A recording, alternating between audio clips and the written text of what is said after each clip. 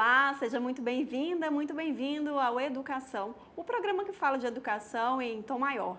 E aqui a gente sempre tem um diálogo com você, estudante, com professores, toda a comunidade educacional, mas também com quem está nas ruas. Então seja muito bem-vindo e muito bem-vinda aqui ao Educação de hoje. Meu nome é Laila Mello, eu sou uma mulher cisgênero. Hoje eu estou com os cabelos um pouquinho ondulados, eles estão na altura do ombro e são escuros. E visto hoje uma camisa azul clara e uma calça vinho. E para conversar comigo hoje, eu recebo a Cida Fonseca, ela que é doutoranda em educação e é integrante da Rede de Pesquisa de Qualidade e Regulamentação de Educação. Olá, Cida, muito bem-vinda. Olá, eu sou uma mulher cis, tenho cabelos longos, estou trajando uma calça preta com uma blusinha preta e um blazer verde. Cida, vamos acompanhar qual que é o tema de hoje? Vamos lá. Então vamos acompanhar aqui na tela o nosso tema, como avaliar e garantir a qualidade do ensino no Brasil. E aí aqui a gente tem sempre uma primeira ideia de como que as pessoas estão achando, o que elas pensam do nosso tema desse programa, e aí a gente foi nas ruas para conferir o que é. Vamos acompanhar o que o povo está falando sobre qualidade de educação? Você acredita que a necessidade dos jovens está sendo suprida pela educação? Acredita também que a educação está preparando eles para o futuro? É por isso que a gente veio aqui no campus Samambaia para poder saber qual é a opinião deles sobre esse assunto. Vem comigo! Eu acho que em parte sim, ainda falta muito para poder progredir, né, a um patamar que a gente gostaria de ter, né, como sociedade, mas eu acho que no momento ela está seguindo seu rumo bem. Acredito que hoje no Brasil, aqui onde a gente está, na universidade sim, mesmo já tem um investimento, mas não tanto, mas principalmente a educação de base, né? O ensino fundamental, o ensino médio, eu vejo que é muito precarizado hoje aqui no Brasil, né? Eu acho que a educação do nível básico, ela tem que aumentar. Eu acho que tem muito investimento, às vezes, pensa mais na parte universitária, mais para frente, ensino médio. Bom, eu vou responder principalmente como eu estrangeiro, sou estudante estrangeiro, né? Na verdade, eu recebi a bolsa do CAPES. Então, para mim, a educação, em relação ao investimento do Ministério da Educação, acho que está tendo um passo para frente. Então, para mim, sim, está respondendo, está preparando o jovem para o futuro. Na minha opinião, acho que ela está um pouco decaída. Ela poderia ajudar mais os jovens. Tem muita falta de ajuda para eles.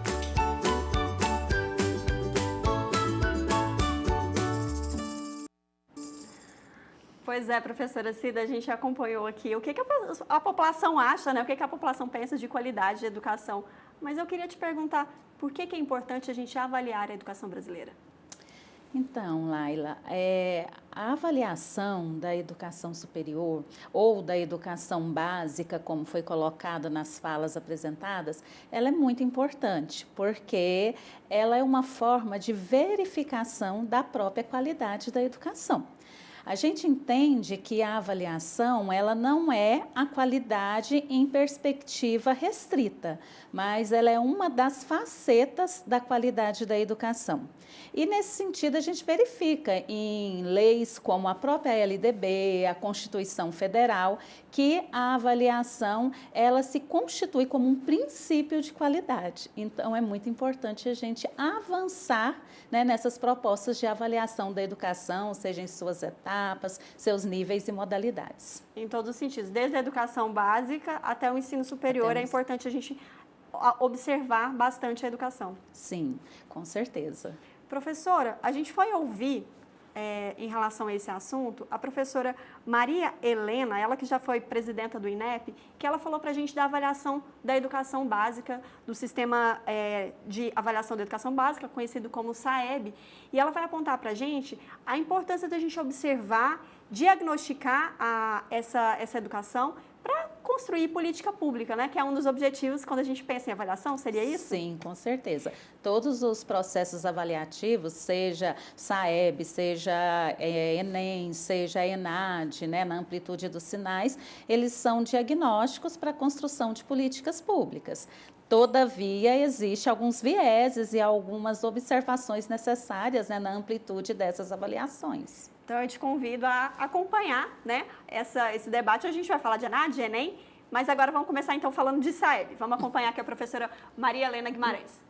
O SAEB, a partir de 2005, 2007, ele segue a mesma estrutura metodológica da teoria de resposta ao item, segue a mesma matriz de referência de avaliação de 1997, que foi instituída também quando eu estava como presidente do INEP. Eu fui 8 anos presidente do INEP, e naquela época nós já definimos uma matriz de avaliação, né, uma matriz de referência das provas com base nos currículos. Essa matriz ela foi revista em 2001 e até hoje é essa matriz de 2001 que orienta a avaliação do SAEB para língua portuguesa e matemática.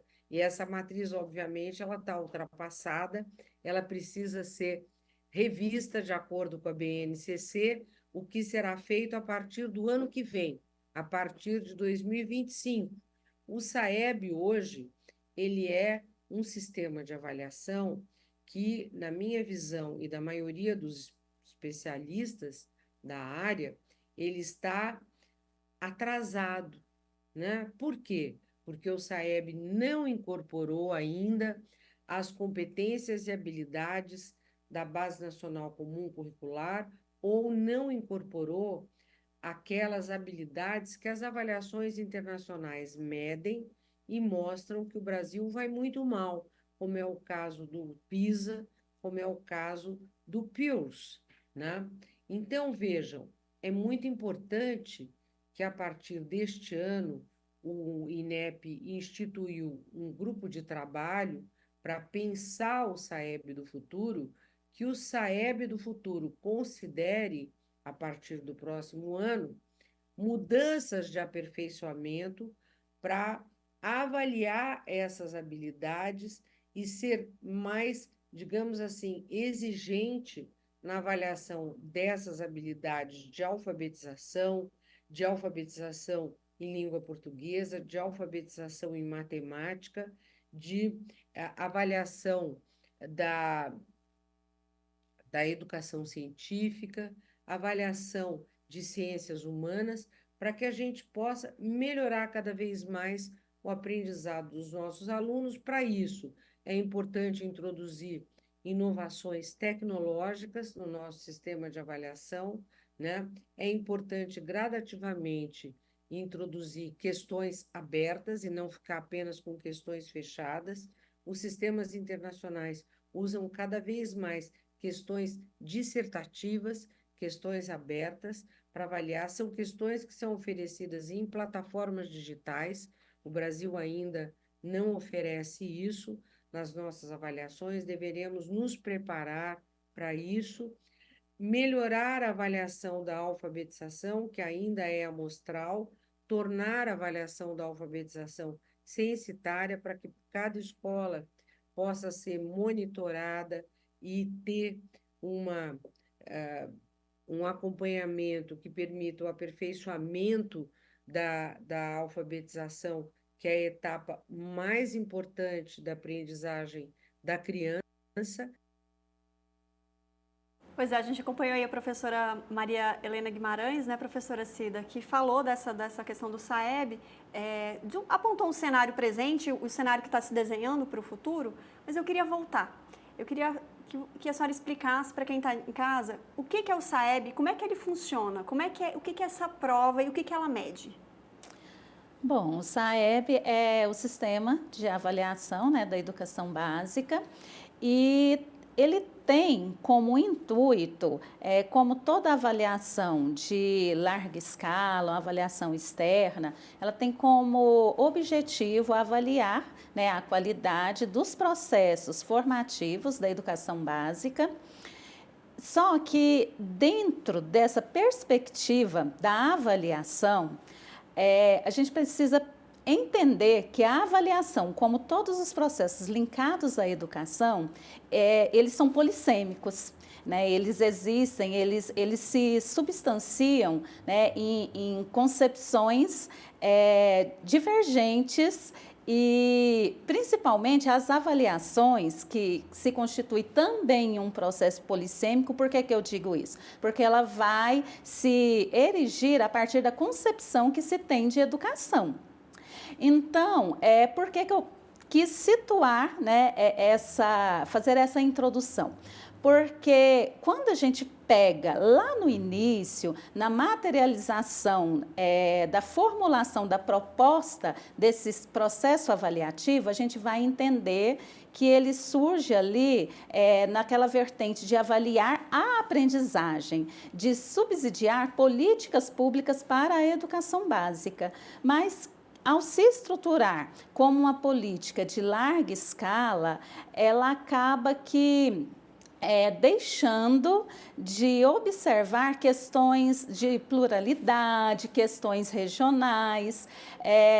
Como disse a professora Maria Helena, existe muito a se avançar ainda na vertente de uma materialização coesa desse sistema de avaliação. E hoje o SAEB mede o quê? Que tipo de conhecimento, de aprendizagem que o SAEB está medindo? A gente caminha muito na vertente da aprendizagem em português, né, em matemática, até de uma maneira tentando ser coesa para avançar nos próprios índices do PISA, né, que acaba avaliando ali a aprendizagem em português, matemática, ciências. Nós vamos falar do PISA agorinha, mas primeiro vamos falar de IDEB? Sim. A gente foi conversar com também ex-presidente do INEP, o Chico Soares, que falou para a gente sobre esse índice. Quando a gente fala de SAEB, a gente fala de prova, né? E quando a gente fala de índice, a gente fala de IDEB aqui no Brasil. Então, vamos acompanhar o que ele falou sobre IDEB. O IDEB é insensível a desigualdades. E isso é muito triste. O Brasil é um país profundamente desigual. Qualidade para poucos não é qualidade. Percebe? E o IDEB passa essa mensagem. Se o IDEB do município é bom, todo mundo comemora. Ali dentro daquele município tem crianças que não aprenderam. Quer dizer, essa correção de trazer a desigualdade para dentro das estatísticas que vão ser usadas para acompanhar a educação é uma coisa boa. No outro lado, o SAEB precisa se abrir para... eu estou usando o exemplo da leitura, mas podia usar o exemplo da matemática. Ele precisa se abrir para pedir à criança que leia textos reais, objetivos, que está publicado no jornal, no livro, em outro lugar, e mostre, através de perguntas abertas, que compreendeu. Tá? Essa é uma mudança importante, eu creio que ela vai acontecer de alguma maneira. Então, o IDEB cumpre uma função, que é dizer, olha, se a criança...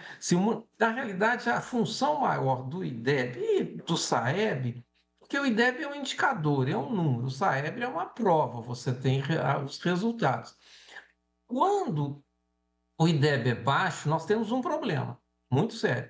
Quando o IDEB é alto, eu não estou tão seguro que as crianças, os jovens que tiveram nota alta no IDEB estão, de fato, preparados para a vida. Eu acho que nós estamos com uma especificação do que cai na prova do SAEB.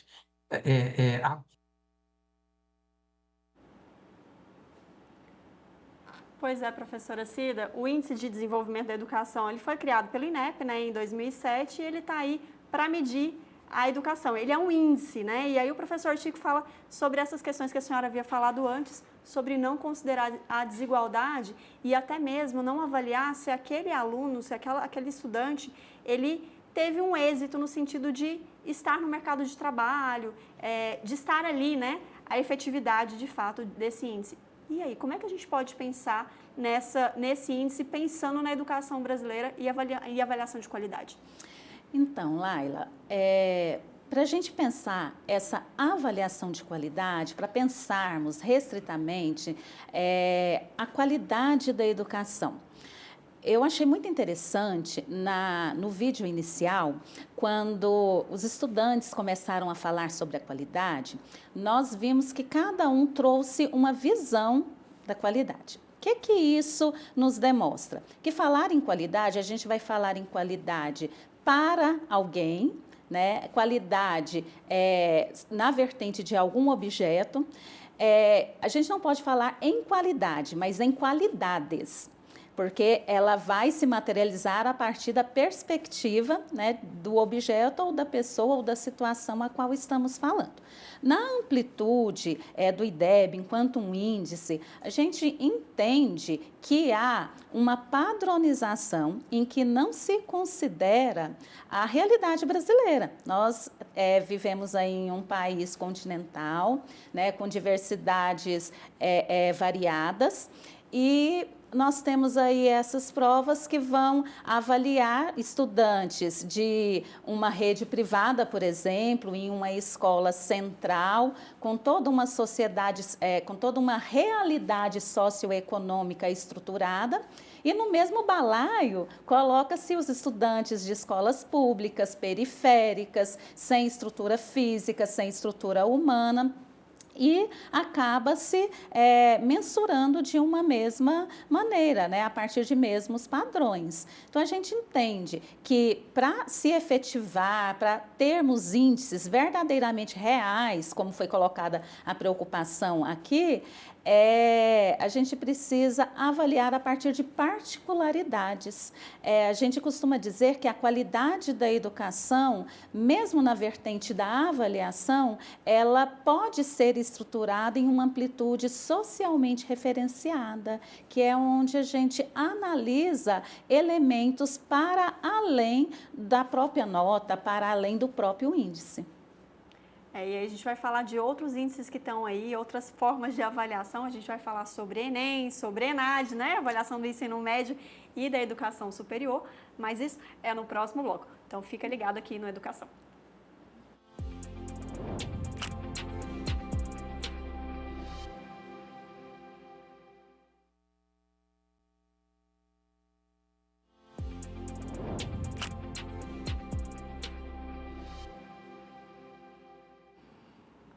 Olá, de volta aqui na Educação, e hoje nós estamos falando sobre a avaliação da qualidade da educação brasileira. Eu recebo hoje aqui comigo a professora Cida Fonseca, ela que é doutoranda em Educação, e nós estamos falando agora, professora, nesse bloco nós vamos falar sobre os índices internacionais, né? No bloco anterior, os professores falaram, né, sobre os índices internacionais, e agora a gente vai focar no Programa Internacional de Avaliação de Alunos, que é conhecido como PISA. Ele avalia 81 países em 3 áreas: matemática, leitura e ciências. E aí, ele muda a cada 3 anos. Vamos olhar como é que ficou a edição de 2022 e como é que o Brasil está nesse cenário. Não está muito bom, não. Então, no ranking de matemática, professora Cida, o Brasil está lá entre 17 nações com pior classificação. A pontuação do Brasil é 379 e a de Singapura, que está a melhor classificada, é 575. Agora vamos acompanhar o próximo índice. E aí, nossa segunda cartela de hoje, nós vamos falar sobre leitura, o índice da OCDE, do PISA, né, de 2022. O Brasil também continua entre as piores classificações, ele está na lista dos 30 piores classificados, dos 81 participantes.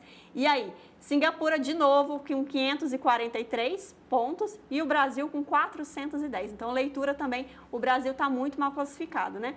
E a nossa última cartela, que é a última medição do PISA, é de ciências. E aí também está na lista dos 20 piores classificados. E aí a pontuação do Brasil está 403, enquanto a melhor avaliada, Singapura mais uma vez, 561. E a gente olha ali, a gente observando, a Ásia está na melhor pontuação, né, que a segunda colocação é o Japão. E aí, professora, como é que a gente pode pensar na utilização desse tipo de índice para avaliar a educação brasileira? A gente pode pegar esses índices de avaliação internacional e falar, olha, o Brasil precisa melhorar? Bom, Laila, a gente observar os índices e dizer o Brasil precisa melhorar é interessante e é possível a gente utilizá-los nessa linha. Todavia, a gente precisa entender também que há uma complexidade que permeia, né, uma avaliação internacional em que a gente avalia países tão distintos, né, com desenvolvimentos distintos, índices de desenvolvimento humano também diferenciados, e a gente utilizar esses índices para dizer sobre a qualidade. Mas, todavia, eles caminham para uma sinalização, né, potente para dizermos que precisamos melhorar. Eu só entendo que a gente não pode levar essa comparação a ferro e fogo. Isso tem a ver com financiamento, professora Cida? Com certeza. Se formos analisar, por exemplo, Singapura, que é a primeira colocada, né, em todas as esferas em que foi efetuada a avaliação, a gente vai perceber que o índice de investimento, né, na educação, o índice de investimento de maneira geral na formação desses profissionais, estrutura. Então, tudo isso tem a ver com financiamento da educação e tem a ver com qualidade, porque o financiamento, o investimento em educação é uma faceta da qualidade da educação. Aqui no Brasil tem um custo aluno qualidade que seria a pontinha que deveria ser investida inicialmente para a educação, para que todos e todas tivessem a garantia do direito à educação, que é defendido pela Campanha Nacional pelo Direito à Educação.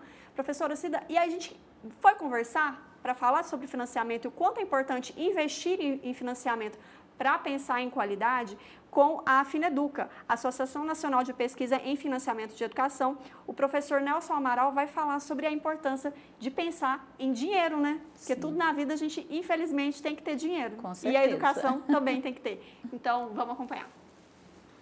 Sempre que sai o resultado do PISA, que é essa prova internacional, as pessoas vêm pegando os dados brasileiros, pegando as informações brasileiras e querendo que o Brasil saia tão bem quanto a Finlândia, Polônia, Coreia do Sul, França e tal.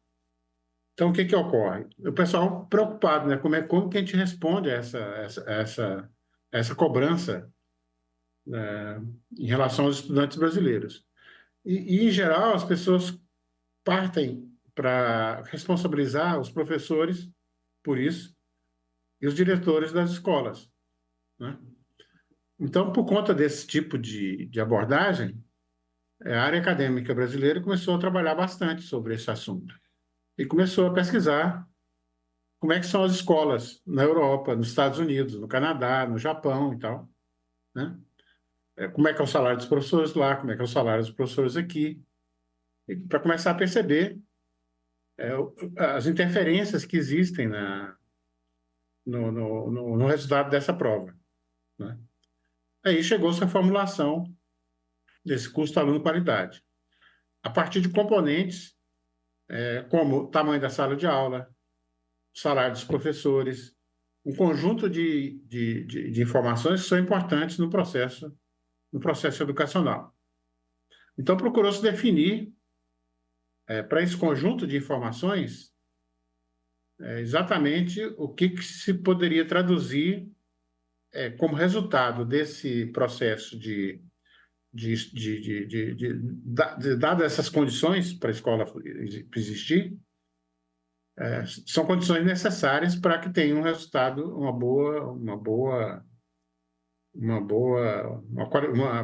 qualidade educacional mais elevada. Ou seja, se você estabelece essas condições, quantidade de aulas por semana, quantidade de professores, de alunos por professor, etc., com esses componentes, você monta uma maneira de calcular qual seria o valor por aluno daquela escola. Isso, então, seria o custo aluno-qualidade, entendeu? Essa que é a lógica do custo aluno-qualidade. E foi isso que foi feito. A Fineduca, que é a associação que eu presido, que é a Associação Nacional de Pesquisa em Financiamento da Educação, divulgou recentemente um trabalho em que ela calculou o CAQI, que é o custo aluno-qualidade inicial, ou seja, aquele basicão que, se todas as escolas tivessem, seria maravilhoso no Brasil inteiro. No mínimo, aquelas coisas. Por isso, inicial. E depois, é claro, você pode dar novos passos aí nessas condições, né? Fazendo comparações com esses países que eu falei, da Europa, dos Estados Unidos, do Canadá, do Japão, etc., alguns da Ásia, e aí implementar umas condições melhores para a educação ocorrer. Porque quando sai o resultado do PISA, essa prova internacional que os alunos fazem, isso mostra exatamente isso. Existe uma relação direta entre a quantidade de as condições implementadas ali para a educação ocorrer e o resultado na prova do PISA. Pois é, professora. É interessante a gente observar, né, o quanto é importante financiar, pensar em dinheiro mesmo, para que o direito à educação seja garantido. E aí tem esse índice aqui no Brasil, essa proposta da campanha, né, e defendida por outras instituições, que aponta o quanto que deveria cada aluno receber, cada aluno, cada instituição, investir, poder público, né, investir naquele aluno, naquela aluna, para que ela, de fato, tenha o direito à educação garantido, né, professora? Sim. O CAC, né, o Custo Aluno Qualidade, ele vem sendo discutido aí nos nossos planos nacionais de educação. No Plano Nacional de Educação agora, que está finalizando, né, o 2014-2024, instituiu-se em torno da discussão, né, dessa porcentagem que representaria o CAC, instituiu-se intensos debates, cada um puxando aí a sardinha para o seu lado. Quando a gente pensa nessa vertente do financiamento desde o Plano Nacional de Educação de 2001-2011, algumas metas e estratégias que eram muito importantes para a qualidade da educação, elas foram vetadas, elas deixaram de ser implementadas, né, o que tornou o Plano Nacional, principalmente na vertente da qualidade da educação, inviável. E a gente percebe que nesse plano nacional que está, né, se findando agora, né, ocorreu o mesmo. Estabeleceu-se um custo-aluno qualidade na faixa aí dos 10%, que não foi, né, implementada, não chegou nem perto, né, da realização dessa meta. E daí a gente chega, então, nos resultados que a gente tem percebido, como foi colocado aqui anteriormente. Porque não se tem como falar em educação de qualidade, seja em qualquer etapa da educação ou nível, sem que haja investimentos adequados. Como uma casa, né? Como é que você vai investir na sua casa, na sua vida, se não tem o dinheiro ali, né, professora? É a mesma coisa na educação. Uma escola para funcionar precisa de profissionais, precisa de um teto, de um chão, da cadeira, né? Sim. Então, precisa da merenda. Então, é muito importante a gente associar as duas coisas, tanto a avaliação como o financiamento. Sim. Nesse sentido, pensando em planejamento das coisas, da vida e da educação, a gente foi ouvir o professor João Batista de Oliveira, ele que é PhD em Educação pela Florida State University, e ele explica qual que é a importância de pensar nesses índices como o PISA para elaborar políticas educacionais. Vamos acompanhar. Que aprender, né? Nem da experiência própria, nem da experiência dos outros. Quer dizer, quando os países instituem um sistema de avaliação, né, como aconteceu com o PILS na década de 90, com o PISA, o que acontece? Você avalia, compara, leva um choque e os países que têm juízo tomam providências. Então, você viu um punhado de países, né, no âmbito dos países da OCDE, fazendo reformas importantes. Para quê? Para todo mundo ficar mais ou menos perto daquela média lá, 480, 490 pontos. E é isso que você observa desde o ano 2000 até hoje, né? Há um certo vai e vem, mas pequenas quedas, pequenos avanços em torno daquilo, né? Só os países asiáticos que vão cada vez mais se distanciando para cima, ficando melhor do que os outros. Mas então, a avaliação serve como régua de equilíbrio. No Brasil não acontece nada disso. Quer dizer, o Brasil vê, aí o que acontece? Desculpa, porque isso, porque aquilo, que vai um dia, não vai nada. Quer dizer, desde no ano 2000 que a gente está igual, está lá patinando. Quer dizer, o Brasil não aprende. Né? E aí vem com essas medidas equivocadas, Plano Nacional de Educação, BNCC, que é tudo absolutamente equivocado, anticientífico, não prático, não é a reforma do ensino médio por 5 anos sem conseguir implementar. Quer dizer, é um conjunto de ideias erradas, não é, que recebe um consenso gigantesco no país. Não é? E é muito difícil quando, não é, o país todo está errado, as elites estão erradas, as pessoas que pensam errado, você corrigir. E quando a realidade não choca. Quer dizer, vem para o Brasil, está ruim, continua. Vem PISA, está ruim, continua. Quer dizer, então, é preciso de descobrir alguma coisa para sensibilizar as pessoas sensatas, para entender, gente, não pode fazer a mesma coisa, continuar dando errado, não pode. Tem que mudar, tem que entender que o currículo nosso é errado, o BNCC é errado, não é que a forma de ensinar é errada, que a forma de recrutar professor.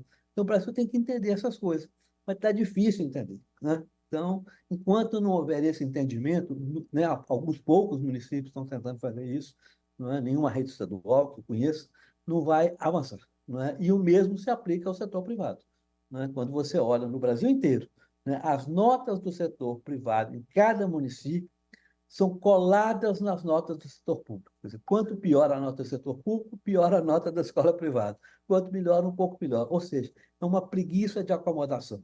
Não será assim que vamos fazer uma revolução na educação.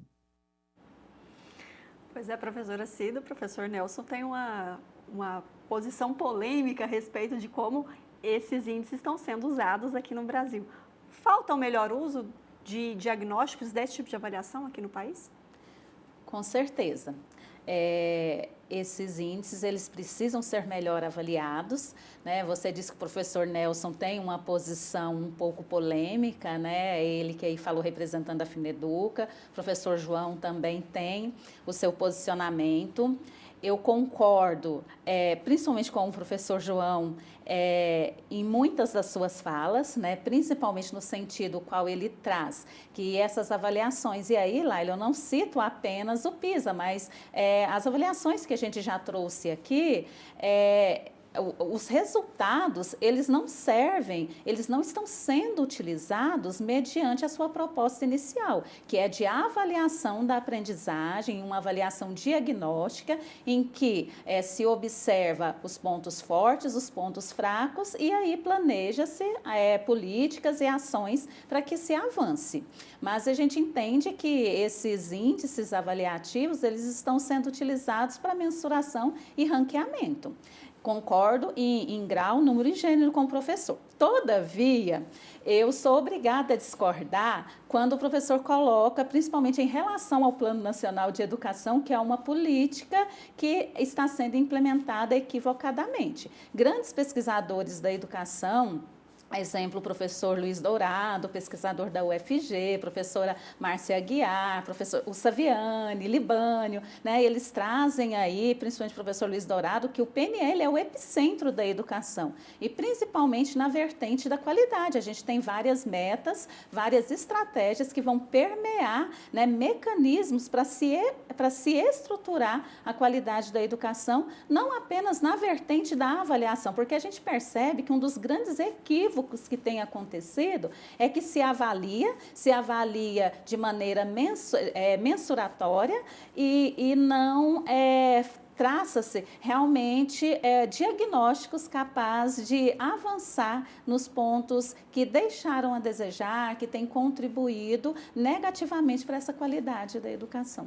Educação é um campo de disputa, mas no próximo bloco nós vamos falar sobre dois assuntos que também causam polêmica aqui, Enem e ENAD. Então fica ligado que logo logo a gente volta.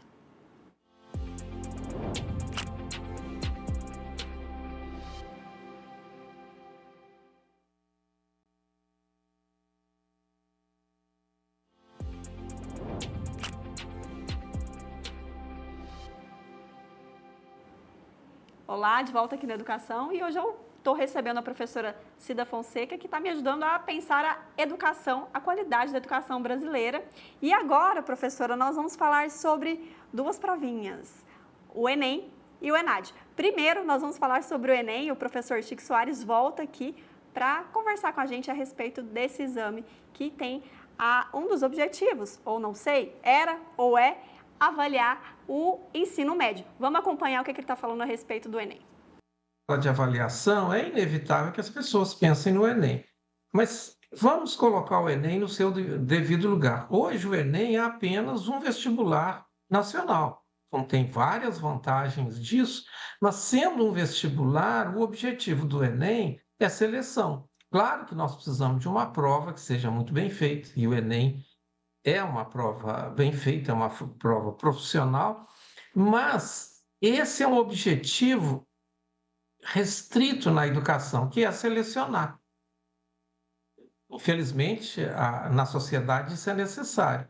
Quando eu estou no 5º ano, no 9º ano, o objetivo é aprender, né? Então, essas coisas, embora elas usem coisas parecidas, instrumentos, testes, elas pretendem coisas diferentes. Como que nós vamos saber se o ensino médio no Brasil é bom ou é ruim? Nós temos, então, esse problema nacional, né? A reforma do ensino médio não foi para frente, ela ficou parada. Mas dar uma resposta para a sua pergunta seria muito importante. Não é razoável, como a gente vinha fazendo, verificar qualidade do ensino médio apenas com testes de português e matemática. Por quê? Porque grande parte dos estudantes do ensino médio, eles estão olhando a sua inserção no mundo do trabalho. Quer dizer, uma das formas de verificar se o ensino médio foi bem sucedido é verificar se aquele jovem, aquela jovem conseguiu se inserir. Pois é, professora Cida, o professor Chico tem uma opinião polêmica a respeito do Enem. O Enem sofreu um desvio de caminho aí de funcionalidade? Com certeza, concordo com o professor Chico. Se analisarmos o projeto do Enem, desde lá 1998, né, quando ele foi estabelecido, a gente vai perceber que houve grandes mudanças no seu processo de materialização. Até porque a gente tem que entender que toda política pública, ela acaba sendo modificada, né, no processo de formulação, de efetivação e de materialização, e isso vem acontecendo com o Enem. Nos seus primórdios, a gente vai entender que, na perspectiva da proposta, propunha-se avaliar a qualidade da aprendizagem dos estudantes e tecer um panorama diagnóstico dessa aprendizagem em torno, né, do ensino médio. Todavia, hoje, sem sombra de dúvidas, o Enem ele se constitui como um exame de seleção e digo mais, Laila, embasada em vários estudiosos da área, que esse exame ele tem, sim, propiciado uma manutenção de alguns segmentos da sociedade. E aí a gente volta em pontos que a gente já destacou, como, por exemplo, a gente estabelece, a partir desse formato do Enem, possibilidades de estudantes com estrutura melhor, né, delineada, com possibilidades de acesso a processos educacionais melhores estruturados, a sair à frente de estudantes, por exemplo, da classe trabalhadora, que precisa trabalhar e estudar. Hoje a gente tem cursinhos de renome sendo preparatórios para o Enem, em que a maioria da população jovem brasileira não tem acesso. Então, além de se tornar um exame de seleção, é um exame de seleção excludente. A gente está falando de avaliação do ensino médio, mas a gente também tem um exame aqui no Brasil que avalia a educação superior, que é o ENAD. Vamos acompanhar o que o professor Max Dimas, ele que é da Associação Brasileira de Mantenedores do Ensino Superior, falou a respeito do ENAD. Vamos acompanhar na tela. Como todo sistema de avaliação, né, ele não é perfeito, né? Ele tem as suas imperfeições, mas também tem seus pontos fortes, né? Os pontos fortes, principalmente, é trazer para as instituições de ensino e para os cursos dessas instituições de ensino, onde que elas podem melhorar de acordo com uma certa perspectiva. Então, o ENAD, sempre que ocorre o ano do ENAD, cada ano existe um conjunto de cursos que realizam o ENAD. Tá? Então, a gente pode dividir o ENAD num ciclo de 3 anos. Tá? Existe o ano 1, o ano 2, ano 3. Por exemplo, esse ano, nós estamos no ano 2, em que no final do ano nós teremos as licenciaturas e os cursos da área de tecnologia fazendo o ENAD. Então, os concluintes dos cursos do Brasil que fazem alguns desses cursos. O ano passado foi o ano 1, foi o ano das áreas da saúde e engenharias. Ano que vem será o ano 3, né? O ano das ciências sociais aplicadas, principalmente os cursos da área de gestão. Então, são sempre os concluintes desses cursos, de acordo com o ano. Então, por exemplo, pode ter um estudante que ele entre na instituição de ensino e nunca faça o ENAD. Que, como é de 3 em 3 anos, se o curso é de 4 anos, dependendo do intervalo que ele entrou, ele não vai fazer o ENAD. É um grande desafio, na verdade, das instituições de ensino, mobilizar os estudantes para o ENAD, né? É isso, né? Mobilizar os estudantes e os estudantes compreenderem que é algo importante para a formação dele também, né? Porque quando você está, por exemplo, no seu curso, você diz que faz jornalismo, né? Mesmo você não fazendo, você deseja que os seus colegas que fizeram, né, e que irão fazer um ano mais à frente, eles se desempenhem bem. Por quê? Porque vai dar um significado maior para o teu diploma, né? vai dar um significado maior para o teu curso, para o teu diploma, para a tua instituição de ensino. Só que esse processo, as instituições de ensino têm aprendido em relação a isso. Mas até um tempo atrás, hoje em dia cada vez menos, mas ainda existe, a instituição de ensino só vai falar do ENAD no ano do ENAD. E a instituição de ensino às vezes não percebe, porque é claro que ela já deveria perceber, que o aluno do ENAD ele não se faz no ano do ENAD, ele já entrou 3 anos antes. Quando se entra o estudante, já se sabe se ele é um estudante que vai fazer naquele ano. Como já existe uma programação, já se sabe que aquele estudante vai fazer o ENAD ou não. Então, deveria ser algo trabalhado desde o início, desde o primeiro semestre, né?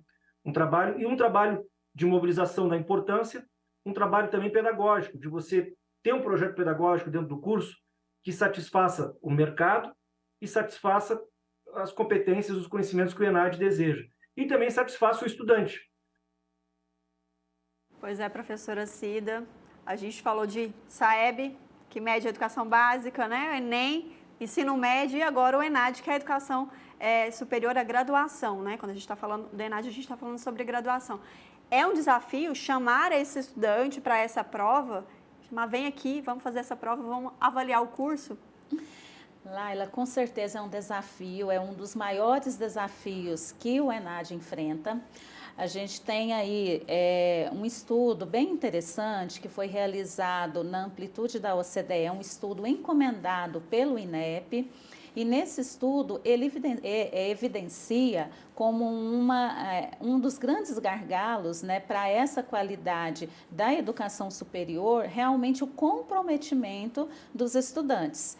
E a gente percebe que um dos fatores que podem corroborar essa falta de comprometimento dos estudantes, ou até mesmo não na amplitude de uma falta de comprometimento, mas de uma falta de sensibilização, como foi colocado aqui, né, pelo professor que antecedeu aqui a nossa fala, muitas das vezes as instituições deixam de sensibilizar esse estudante desde o momento no qual ele se tornou graduando, né?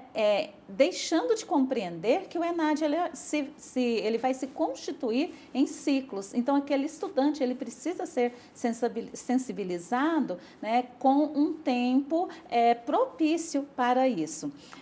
Outra questão também na amplitude do estudante que está ligado, né, com certeza, com a falta desse trabalho feito juntamente a ele, é a questão da abstinência na aplicação, na realização das provas. Esse estudo da OCDE ele vai apontar para a gente um índice, né, um percentual de até 15%, né, de ausência desse estudante nesses processos seletivos. E a própria BMS, né, a Associação Brasileira, né, da Educação Superior, ela vem demonstrar para a gente o quanto isso é prejudicial para as instituições, porque as instituições elas ficam refém desse indicador que tem um peso realmente grande, né, no conceito que é gerado para o curso através do ENAD. Pois é, a gente falou sobre educação básica, ensino médio, agora falamos sobre educação superior, né, com foco na graduação. Hoje a gente não vai entrar na avaliação da educação da pós-graduação, mas a gente também pensa na educação naquele método avaliativo do dia a dia, porque quando a gente está falando em avaliação, a gente está falando também desses índices, desses exames, mas e no dia a dia, como é que funciona? É isso que a gente vai falar no Educação que Dá Certo de hoje.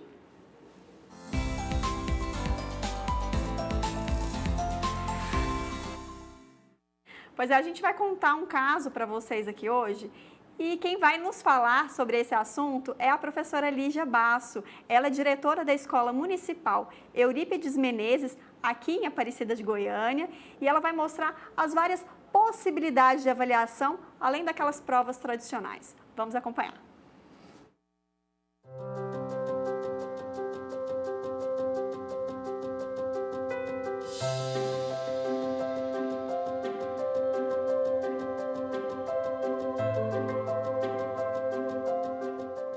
Meu nome é Lígia Basso e eu sou diretora da Escola Municipal Eurípides Menezes, do município de Aparecida de Goiânia.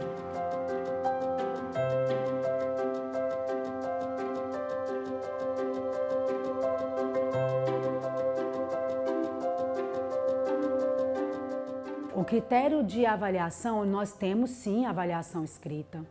Nós temos o simulado, porque ele simula as avaliações externas, porque eles vão participar desse processo lá fora. Não dá para ser totalmente fora do contexto social, o real que a gente tem. Mas a nota dele, o nosso foco não é só essa avaliação escrita e este simulado. O nosso foco é o cotidiano do aluno. Porque se eu não estiver num bom dia, meu simulado vai ser péssimo. Eu não vou conseguir ler, fazer uma boa interpretação da questão, principalmente questões objetivas, que eu tenho ali várias questões para analisar, para eliminar, para ver qual que é a certa e qual que é a errada. E eu, por exemplo, também, num dia de uma avaliação escrita, discursiva, posso não estar me sentindo bem. Então, se eu colocar somente esse momento, depois de 3 meses de construção de um processo, eu tenho certeza que não é justo, né? Não é uma avaliação justa.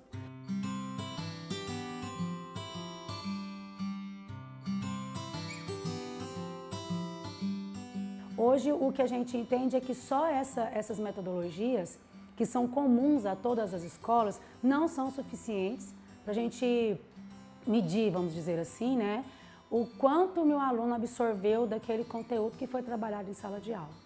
O que a gente entende é que o exemplo, né, a ideia do exemplo que arrasta, quando ele consegue construir, quando ele consegue produzir e quando ele consegue repassar esse conteúdo, aí sim a gente entende que ele assimilou, né, ele acomodou aquele conteúdo, ele conseguiu acomodar, ele está na zona de conforto. Não dá para a gente trabalhar só com questões escritas, não dá para a gente trabalhar só com a questão oral, nós precisamos de um conjunto de ideias, né, um conjunto de ações de avaliação para que esse aluno alcance o que a gente quer no ápice da aprendizagem. Também não adianta trabalharmos somente com o professor em sala. Nós precisamos trazer outros profissionais, outras parcerias, para que eles tenham esse conhecimento aprofundado, né, essa imersão com outros profissionais. Como foi o caso do texto jornalístico, por exemplo, nós convidamos um amigo nosso, jornalista, para vir aqui, para depois que eles construírem o texto e conseguirem elaborar as perguntas e chegar num conteúdo final.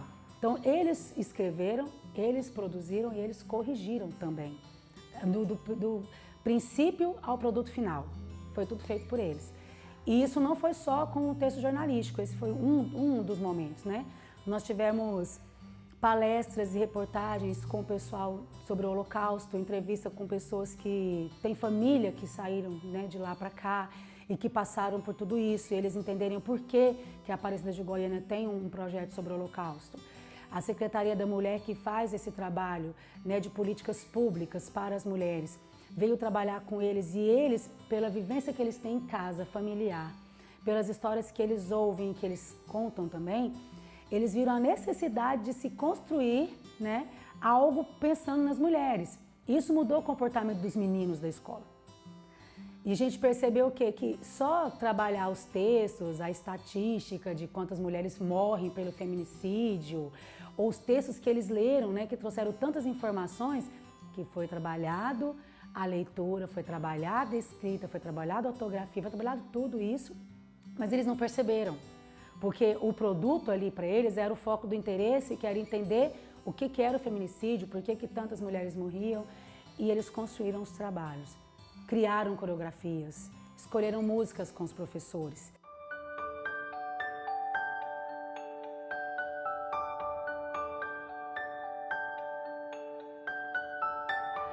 Então isso para mim é significativo porque eu fui aluna de escola pública a vida toda.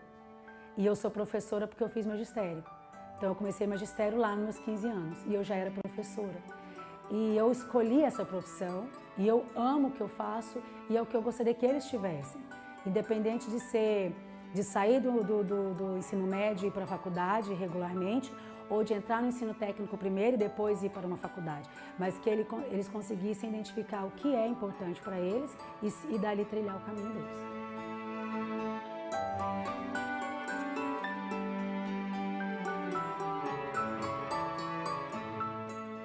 O nosso trabalho ele não é em cima do erro, o nosso trabalho é buscar a construção.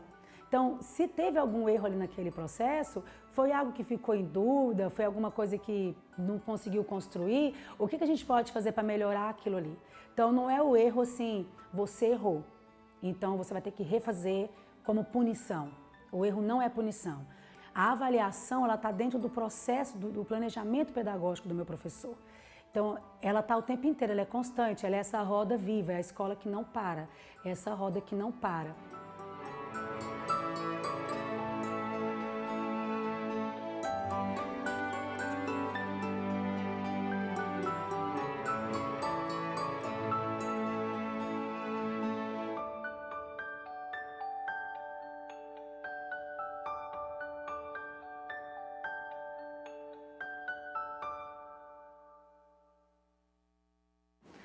Nosso momento quentinho aqui na educação, o coração fica aquecido, né, professora Com Cida? certeza. Então, você aí de casa que tem um bom exemplo de instituições, de pessoas, de escolas que fazem com que a educação de fato dê certo, que o direito à educação seja garantido, manda aqui pra gente nas nossas redes sociais, está aqui na tela, e a gente vai ficar muito feliz de contar a sua história. Professora Cida, muito obrigada pela essa conversa. Muito importante pensar na avaliação da educação, né? A gente pensar no direito à educação, mas pensar em avaliação, pensar em diagnóstico, em como isso está sendo medido no país e os caminhos que a gente tem que trilhar daqui para frente. Muito obrigada pela sua presença aqui conosco. Eu que agradeço pela oportunidade, por esse momento de diálogo, né, sobre um assunto que para mim é tão caro, que é a qualidade da educação e da educação enquanto constitutiva das relações mais amplas da sociedade. Obrigada. O Educação de hoje fica por aqui. Fica ligado aqui na nossa programação do Sistema Sagres. Logo, logo, a gente volta. Até mais.